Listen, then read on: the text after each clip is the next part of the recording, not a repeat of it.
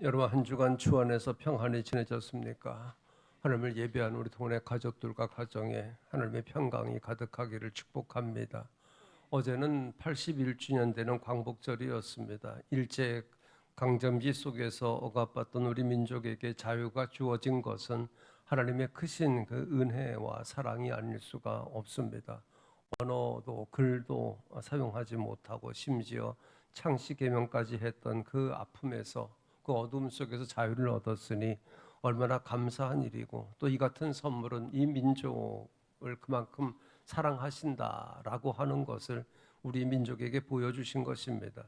나라와 민족은 물론이고 우리가 생활을 하면서도 어떤 억압에서 벗어난다고 하면 그것보다 더한 기쁨이 어디 있겠습니까? 특히나 내 자유 의지와 상관없이 어둠에 갇혀 있다가 벗어난다고 하면 그 기쁨은 배나 더할 것입니다.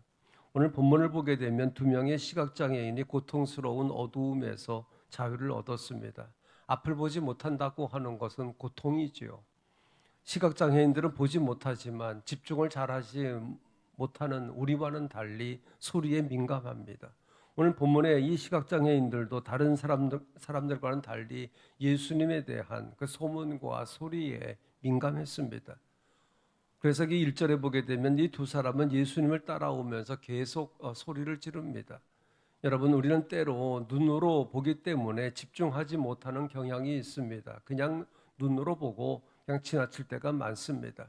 그러나 이 시각장애인들은 앞을 보지 못하기 때문에 오히려 예수님에 대해서 더 민감했던 것입니다. 그리고 예수님을 향해서 다윗의 자손이여 우리를 불쌍히 여겨달라고 결사적으로 소리를 지릅니다. 어두움에서 벗어나기 위해서 사모하는 마음을 가지고 몸부림을 하고 있는 것입니다. 이 맹인들은 눈에는 보이지 않지만 자신들 앞에 예수님이 계신 것은 자신들에게는 기가 막힌 기회였기 때문에 소리를 지르고 몸부림을 하고 있는 것입니다. 이들은 예수님이 어떤 분이신지 이미 소문을 통해서 들었습니다. 그리고 알았습니다. 그러기에 사모하는 마음이 그만큼 컸던 것입니다. 여러분, 언제 우리가 사모하는 마음을 갖게 됩니까? 더 이상 기회가 없다고 생각될 때에 더 간절한 마음이 들지 않습니까? 예수님은 더 이상 기회가 없는 것처럼 간절히 사모하는 사람을 결코 외면하지 않는 줄로 믿습니다. 간절한 마음으로 소리를 지르며 주님을 따르는 이 사람들은 주님의 관심을 얻게 되었습니다. 그리고 이들이 가지고 있는 믿음만큼 되었습니다. 믿은 대로 주님께 고침받고 새로운 경험을 하게 된 이들은 자신들이 경험한 대로 31절에 보게 되면 주님을 전했습니다. 경험했기 때문에, 체험했기 때문에 주님을 전했습니다. 이것이 오늘 본문의 내용인데, 이 맹인들은 주님께 나와서 자신들을 불쌍히 여겨달라고 호소를 했습니다. 자신을 불쌍히 여겨달라고 하는 이 말은 자신의 형편을 인정하는 것입니다. 저와 여러분도 기도할 때 나를 불쌍히 여겨달라고 기도하지 않습니까? 이처럼 자신을 불쌍히 여겨달라는 것은 내 형편을 인정하는 것인데, 여러분, 자신을 인정하면 희망이 있습니다. 그런데 우리에게 있어서 문제는 못해서가 아니라 하지 않는 것이 문제입니다. 우리 자신은 물론이고 어떤 공동체이든지 이런 문제는 다 가지고 있습니다. 어떤 일에 대해서 못한다고 하지만 사실은 하지 않는 것이 습관화되어 있는 경우가 많습니다. 하지 않을 때 문제가 되는 것이죠. 하지 않을 때 문제가 생겨지는 것입니다.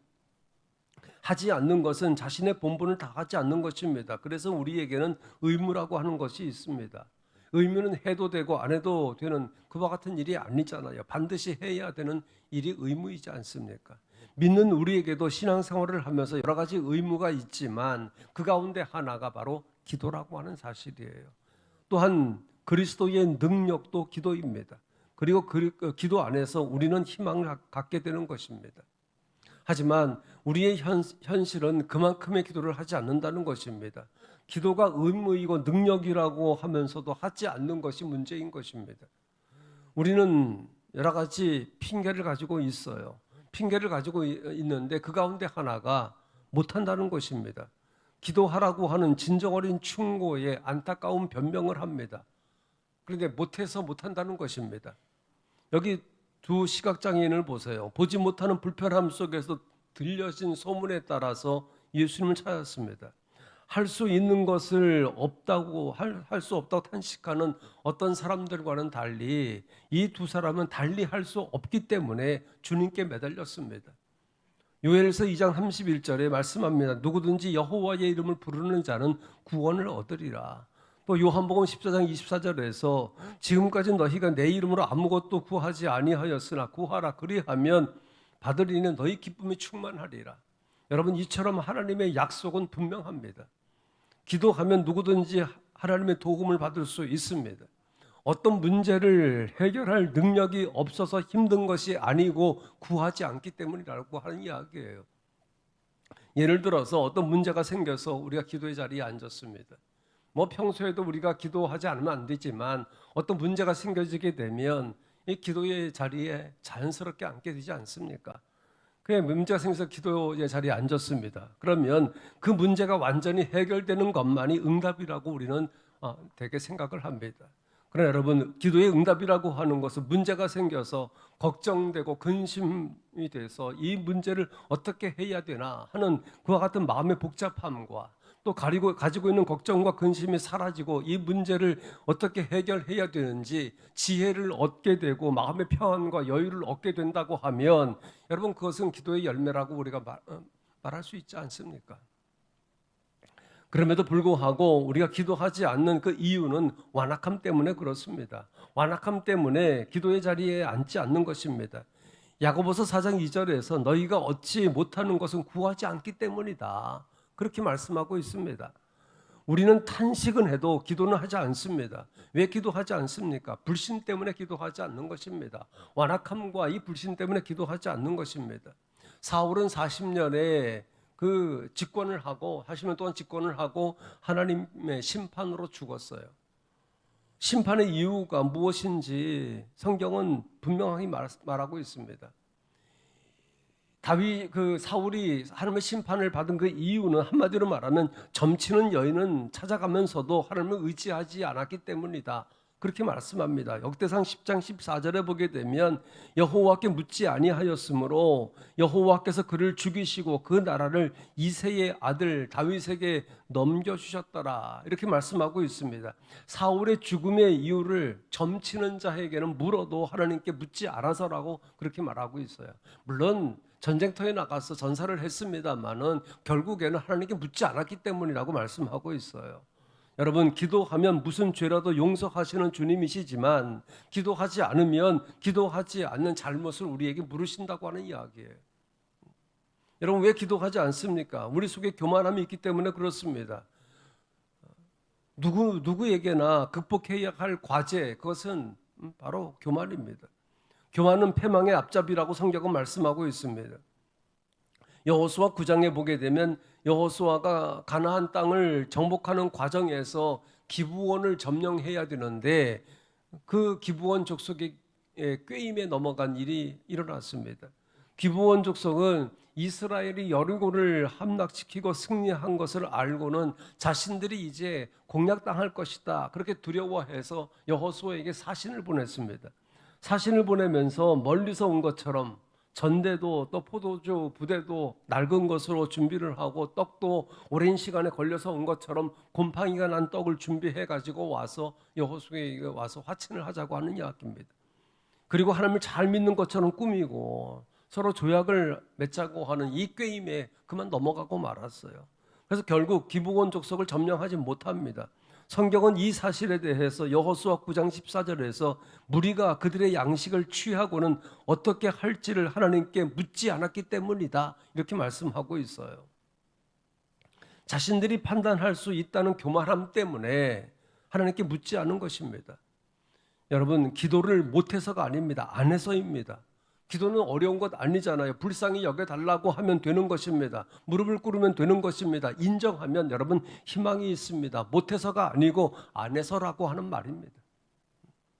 그리고 여러분, 못해서가 아니고 위해서입니다. 도움을 청하는 이 시각장애인들의 사력을 다하는 기도는 계속 이어지고 있습니다. 주님을 따라가면서 도움을 청해요. 한 집에 들어가실 때에는 따르는 사람들도 하나 둘씩 흩어지기 시작을 했습니다. 하지만 이 맹인들은 집을 따라 들어가면서 여전히 소리를 지릅니다. 주님께서 말씀하실 때까지 계속해서 소리를 질렀습니다. 주님이 믿음대로 되라고 하실 때 그들의 눈이 치료되어서 보게 되었어요. 여러분, 우리는 하나님의 능력을 믿습니다. 그러나 왜 하나님께서 더디 역사하시는지에 대해서는 많은 의문을 가집니다. 설명은 쉽지 않지만 분명한 사실은 있습니다. 그것은 하나님께서 해결할 수 없기 때문이 아니라고 하는 이야기예요. 다시 말해서 하나님의 능력의 문제가 아니라 우리 자신의 문제라고 하는 이야기입니다. 하나님께서 못하셔서가 아니라 우리를 위해서라고 하는 이야기예요. 시편 119편 71절에 보게 되면 고난당한 것이 내게 유익이라 이로 말미암아 내가 주의 율례를 배우게 되었나이다 라고 시인은 그렇게 말하고 있습니다. 그러므로 여러분, 우리는 조급해서는 안 됩니다. 잠언 14장 29절에 노하기를 더디하는 자는 크게 명철하여도 마음이 조급한 자는 어리석음을 나타내느니라. 여러분, 예를 들어서 감사는 환경이 아닌 생각으로 시작하는 것입니다. 생각하면 감사하게 됩니다. 하지만 조급함은 생각을 부족하게 만듭니다. 조급함은 생각할 겨를이 없이 후회하는 일만 만들어냅니다. 그렇기 때문에 여러분, 하나님이 하셔야 됨을 우리가 잊어서는 안 됩니다. 그리고 우리는 원망하지 말아야 됩니다. 고린도후서 12장 9절에 보게 되면 내 은혜가 네게 족하다. 이는 내 능력이 약한 데서 온전하여짐이라 말씀하고 있습니다. 바울이 사역의 걸림돌이라고 생각했던 자신의 그 육체의 고통을 하나님께 호소했을 때 하나님의 응답으로 받은 말씀이 내 은혜가 네게 족하다. 이는 내 능력이 약한 데서 온전하여짐이라, 이 말씀이었습니다. 하나님은 바울이 아픈 몸을 낫게 해달라고 기도한 것인데 고쳐주신 것이 아니라 당신께서 원하시는 것을 바울로 하여금 알게 하셨습니다. 그래서 바울은 고침은 받지 못했지만 하나님께서 원하시는 것을 알게 되었기 때문에 도리어 크게 기뻐하게 되었다라고 그 다음 절에서 고백을 하고 있습니다. 하나님께서 나를 위해서 행하신 일이 하나님의 일이라고 하는 것을 바울이 알게 되었습니다. 여러분, 하나님은 오늘도 우리를 위해서, 나를 위해서 일하고 계신 것을 잊지 말기를 바랍니다. 그리고 우리는 의심하지 말아야 됩니다. 신명기 8장 16절에 보게 되면 이렇게 말씀합니다. 네 조상들도 알지 못하던 만나를 광야에서 네게 먹이셨나니 이는 다 너를 낮추심이요 너를 시험하사 마침내 네게 복을 주려 하심이었더라. 이스라엘 백성에게 광야 40년의 힘든 여정은 마침내 복을 주시려고 하는 하나님의 계획 속에 있었다고 하는 말이에요. 복을 누리기에 합당하도록 또한 주시는 그 복이 유익이 되도록 하신 것입니다. 그래서 우리는 고난 중에 있다 할지라도 하나님이 나를 놓으신 적은 결코 없다라고 하는 사실을 우리가 잊지 않아야 되는 것입니다. 이사야 49장 15절에서 말씀합니다. 여인이 어찌 그 젖먹는 자식을 잊겠으며 자기 태에서 난 아들을 긍휼히 여기지 않겠느냐. 그들은 혹시 잊을지라도 나는 너를 잊지 아니할 것이라. 이렇게 말씀합니다. 그러므로 여러분, 하나님께서 더디 역사하시는 것은 못하셔서가 아니라 우리를 위해서임을 기억하시기 바랍니다. 나 자신의 그 조급함과 의심과 불신앙을 인정할 수 있기를 바랍니다. 그렇게 인정할 때 여기 본문의 두 맹인처럼 희망을 볼 줄로 믿습니다. 그리고 문제는 못해서가 아니라 없어서입니다. 없어서입니다. 주님의 도움으로 밝게 보게 된 이 사람들은 얼마나 기뻐했겠습니까? 우리가 상상할 수 없을 만큼 큰 감격이었을 것입니다. 주님께서 이 맹인을 고쳐주시면서 30절에 보게 되면 엄히 경고하시되 삼가 아무에게도 알리지 말라 하셨지만 그 은혜를 경험한 사람들이 그렇게 이야기하는 것처럼 또 그랬듯이 여기 31절에 보게 되면 이 두 맹인은 곧바로 예수님의 소문을 내기 시작을 했습니다. 여러분, 우리가 은혜를 받으면 그 받은 은혜를 다른 사람에게 알리고 싶지 않습니까? 그렇잖아요, 여러분. 지금 이 두 맹인은 주님께서 그렇게 하지 말라고 하셨음에도 불구하고 소문을 낸 것입니다. 그리고 자신들이 경험한 이 소문은 누군가에게는 희망이 되기 시작하지 않았겠습니까? 소문을 내기 시작했다고 하는 것은 예수님을 증거했다고 하는 이야기입니다. 복음을 전했다고 하는 이야기고 전도했다는 이야기입니다. 이렇게 예수님을 전한다고 하는 것은 열정과 수고라기보다는 하나님의 역사이고 또 은혜 받은 사람들의 자발적인 고백과 간증으로 인한 것입니다. 우리가 예수님을 전하지 못하는 것은 전할 것이 없기 때문에 그렇습니다. 내 가슴에 전할 것이 없는데 교육한다고 되겠습니까? 은혜를 사모하는 것으로 시작되는 줄로 믿습니다. 사도행전 9장에 보게 되면 예수님을 핍박하던 바울이 예수님을 만난 뒤에 각 회당에 들어가서 예수님을 증거하는 것을 볼 수 있습니다. 뭐라고 증거하느냐? 예수가 하나님의 아들이다 라고 하는 것을 증거합니다. 바울이 예수님을 만나기 전에 바울 속에 예수님이 없었어요. 이것을 보게 되면 못해서가 아니라 없어서입니다. 사도행전 4장 31절을 보게 되면 초대교회 성도들이 빌기를 당하며 모인 곳이 진동하더니 무리가 다 성령이 충만하여 담대히 하나님의 말씀을 전했다. 이렇게 말씀하고 있습니다. 지속적으로 성령의 충만함을 사모함으로 도전과 시련의 환경 속에서도 담대함과 기쁨으로 주님을 전했던 것입니다. 또 사도행전 1장 21절에 보게 되면 항상 우리와 함께 다니던 사람 중에 하늘을 세워서 우리와 더불어 예수께서 부활하심을 증언할 사람이 되게 하여야 하리라 이렇게 말합니다. 이 말씀은 가룟 유다의 그 빈 자리를 채우기 위한 자격을 이야기하고 있는 거예요. 복음을 증거하는 사람의 조건은 예수님의 부활을 경험한 사람이라고 하는 이야기입니다. 그렇기 때문에 여러분 우리는 못해서가 아니라 없어서이다. 없어서다. 여러분 이 두 지각장애인을 통해서 보는 대로 우리의 신앙의 삶에서 여러분 못해서가 아닙니다. 기도 못해서가 아니고 안 해서입니다. 또한 하나님의 능력이 우리에게 지체되는 이유 그것은 못하셔서가 아니라 우리를 위해서입니다. 전도도 마찬가지입니다. 못해서가 아니라 없어서입니다. 여러분 우리 자신을 인정하면 희망이 있습니다. 인정하면 희망이 있습니다. 그래서 기도가 시작되고 하나님의 사랑을 의심하지 않으면 마침내 놀라운 그와 같은 일들이 내 삶 가운데 맺혀지는 것을 또 보게 될 것입니다. 그리고 그와 같은 이 감격의 간증은 나 자신뿐만 아니라 다른 사람에게 힘이 되고 도전이 되고 또 교회 공동체를 부흥케 하고 든든하게 또 세워지게 되는 줄로 믿습니다. 여러분 결코 우리는 못해서가 아닙니다. 못해서가 아닙니다. 인정하면 되는 것입니다. 인정하면 희망이 있는 것입니다. 그러므로 여러분 우리 자신을 인정함으로 여기 두 시각장애인처럼 소망을 얻고 또 주님으로부터 얻는 그 열매 속에서 살아가는 믿음의 삶이 되어지기를 주의 이름으로 축복합니다. 기도하십시다.